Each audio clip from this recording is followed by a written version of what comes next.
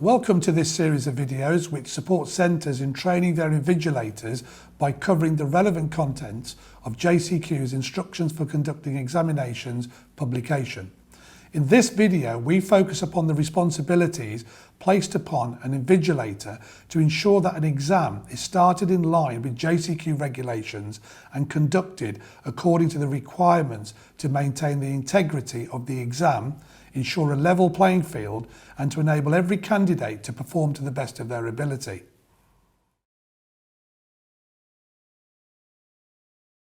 Invigilators must ensure that candidates are under formal examination conditions from the moment they enter the room in which they'll be taking their examinations until the point at which they're permitted to leave.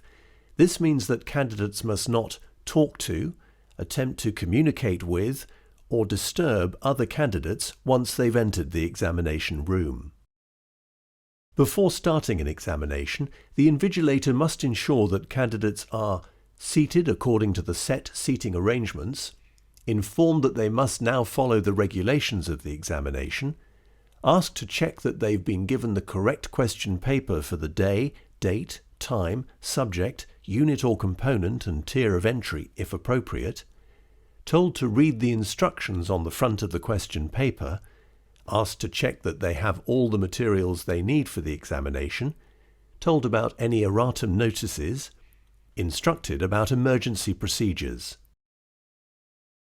Invigilators must give candidates the following information before the examination.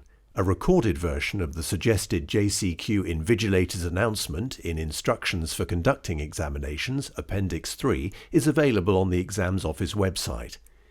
To hand in their mobile phone if they've not already done so. This is their final chance. Failure to hand in their mobile phone, watch, or other unauthorized item at this final stage may lead to disqualification. To write clearly and in black ink. To write their name, surname, centre number, candidate number, and unit or component code or paper details on their answer booklets and on any additional answer sheets used. To fill in any other details as necessary. To do all work, including rough work, on examination stationery unless otherwise stated. To write their answers in the designated sections of the answer booklet. To neatly cross through any rough work but not make it totally illegible, as it will be forwarded to the examiner. To do any rough work for multiple choice papers in the question booklet. As candidates complete the details on their answer booklet, invigilators should move around the exam room ensuring that this is being done.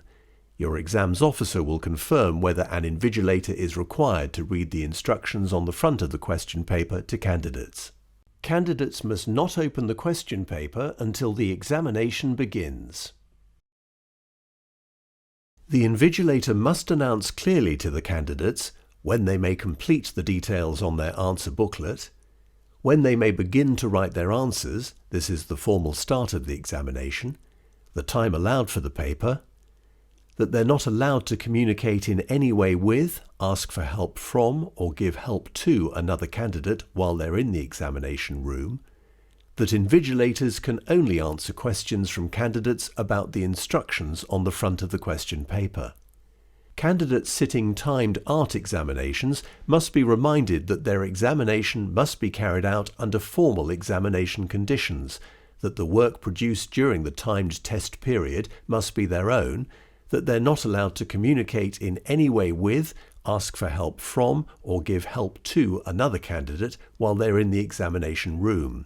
The timed art examination must be carried out under formal examination conditions.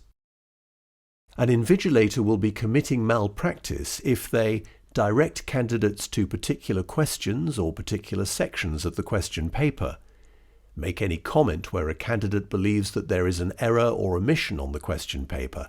The invigilator must, however, refer the matter immediately to the exams officer. The exams officer will then verify the error or omission with the relevant subject teacher before reporting the matter to the awarding body. Give any information to candidates about possible mistakes in the question paper unless there is an erratum notice or permission has been given by the awarding body. Comment on the content of the question paper. Read a word or words printed on the question paper to a candidate other than the instructions on the front cover. Rephrase a question for a candidate. Explain any subject-specific or technical terms to a candidate. Offer any advice or comment on the work of a candidate. Give any indication of the time elapsed or remaining unless the candidate has been awarded a prompter. This also extends to where a question paper consists of distinct sections. Your exams officer will confirm whether a 5-minute warning to candidates may be given at the end of the examination.